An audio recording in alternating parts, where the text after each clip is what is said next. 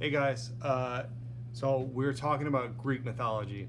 And Greek mythology is something that I really, really love talking about. It's really interesting, but also at the same time, kind of got to give you the disclaimer here. You're going to have to be mature about this topic. There is a lot of things we'll have to discuss that are a little bit, let's just say, dicey for now, and I will kind of dive into it as we go on. So I'm going to be looking at the PowerPoint right over here. So if you want to pull up the PowerPoint when you're watching this, you can kind of click along through me. I'm going to click through to the parts that I think are most important, and I'll let you know if I stop using the PowerPoint at any time, okay? So first, what are myths? So myths are these traditional stories. They're usually passed along verbally, and that's for that reason. There are lots of different versions of the myths because they've been passed along via people just talking to each other, passing on there. So you're gonna find some stories that clash with details from others for that reason. It kind of mythology originally kind of worked as the Greeks' science for a while because they provided their explanations for why things happened that they couldn't understand through mythology. You'll see on the PowerPoint, it kind of gives you some questions. Where do we go after we die? How was the world created? They have stories for each and every one of these questions, and you're going to be reading some of these. You might have even already read some in the warm-up that you started. It was fully developed about 700 BC.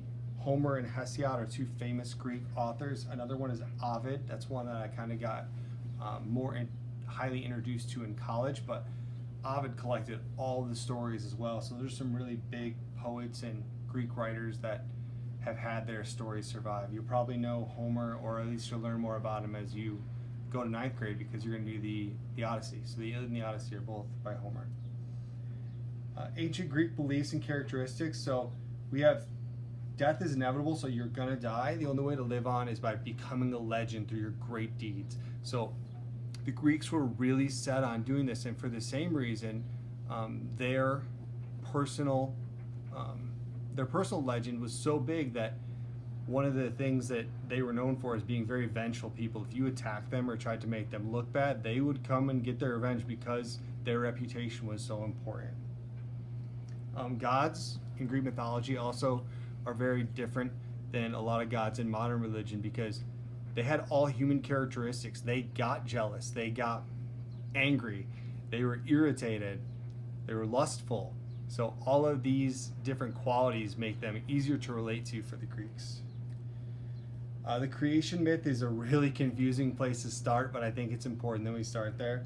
So chaos, which is unorganized space, kind of like the Big Bang Theory, came into existence and gave birth to Gaia, which is the earth, and night, and which gave birth to day.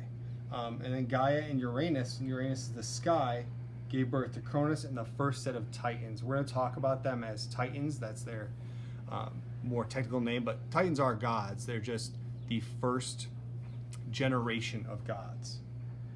Gaia and Uranus also gave birth to the Cyclopes and these crazy creatures, the name's really hard to say, Hecationchaires, with 50 heads and 100 arms apiece. So really even hard to imagine. We'll kind of jump into those later on as we jump into Greek myths and monsters. The foundation of Greek mythology was divided into three categories. You had gods of heaven, gods of the earth, and then gods of the sea. And the Titans were the ones ruling before the gods came into play. Eventually, the Titans are overthrown by the Olympians, and those are the most common gods that we'll talk about today. So we'll start with Cronus and the Titans, how we got there. So he mutilated his father. For lack of better terminology, he cut off his reproductive organ and threw it into the ocean, which actually gives birth to another goddess. Like he impregnates the ocean. It's crazy. And then Cronus starts having kids, and he is so afraid that one of his children will overthrow him the way he did to his own father, that he begins to eat his children whole. Comes out, hey, here's your son. Delicious. So he eats the 5 first Olympians, and then finally his wife Rhea gets fed up with all of her kids being eaten by her husband. So instead of giving him Zeus, she gives him a rock wrapped in a blanket. And he's so used to just swallowing these kids by now, he doesn't look at it, grabs it down the hatch, and she lets Zeus escape to this island. He gets older, grows stronger. He comes back, and he cuts open his father, and out come all of his brothers and sisters, full-grown adults now, because they're gods, so they're immortal.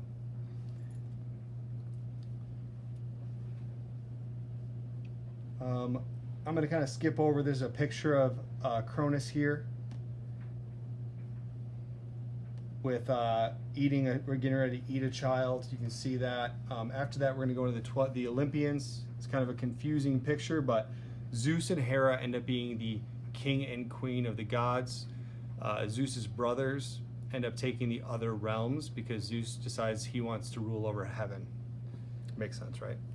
So Poseidon calls dibs on the sea, and so that leaves Hades with the underworld, which he is not happy about. I think a key point to make here is that Hades is not the devil. People often confuse Hades the devil and the place he lives, which is also called Hades, as hell. It's not the same thing at all.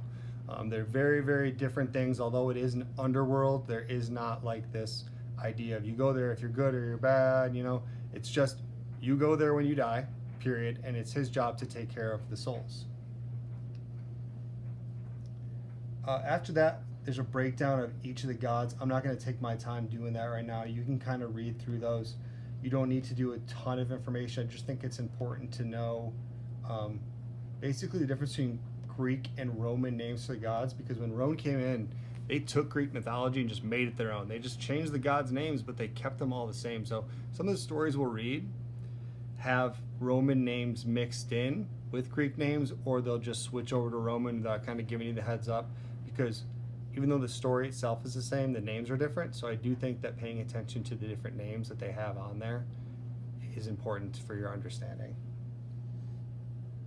So I'm going to skip down to other characters in Greek mythology. We have the Muses, which are daughters of Zeus, and they were these goddesses that they were the reason that Greeks did well at an art, whether it's science that was considered an art at the time, painting, writing.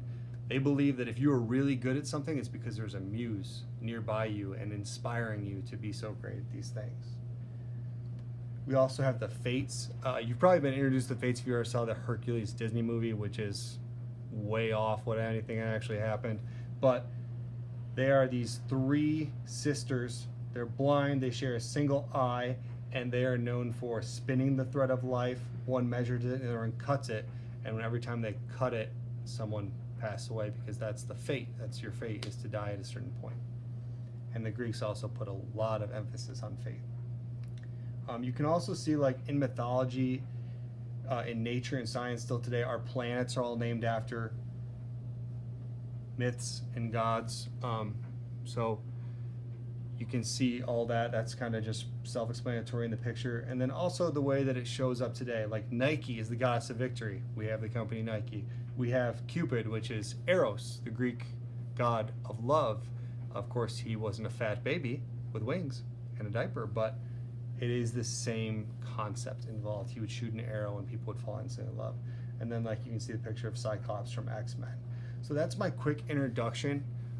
Hopefully you found it interesting. We'll dive into some much more interesting stories. I'll be posting more videos.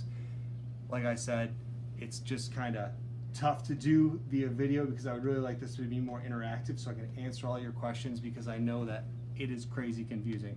So the thing that I talked about at the beginning, the mature level, you're going to see a lot of incest. So like Zeus and Hera are brother and sister. Hera is also Zeus's wife.